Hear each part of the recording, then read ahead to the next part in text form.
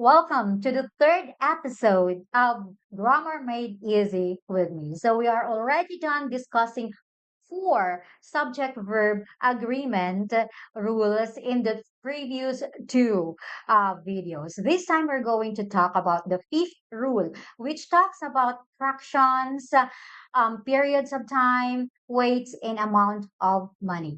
Generally, the rule for this is when there is no of phrase, it is always singular. Like example, 10 days seems a short time. So 10 days, no matter how many days, 100 days, 500 days, or so, if there is an of phrase that would always remain singular. So we say 10 days seems a short time. 10 days is a singular verb and seems is a singular, the 10 days is a singular subject and seems is a singular verb. So that's the general rule. However, if it uses an of phrase in the fractions, weights, periods of times, and amount of money, that would be different because the agreement of the subject and the verb will depend on the of phrase. So, for example, 2/3 of the farm is planted to coconuts. So the of phrase there is of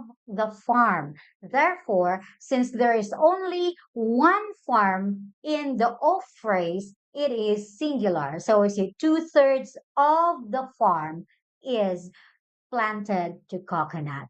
All right. So another one half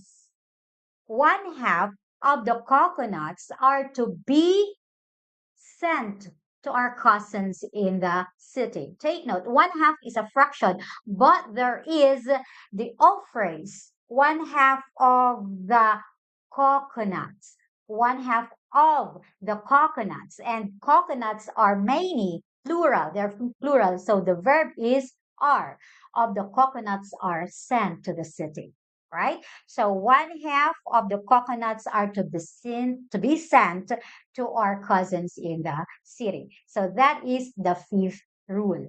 Fractions, periods of time, amount of money, and weights are always singular. All right. But when it uses the of phrase will now take the agreement of the subject and the verb.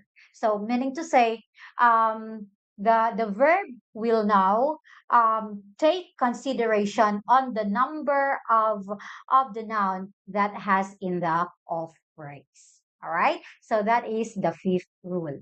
Now, on the sixth rule of the subject verb agreement is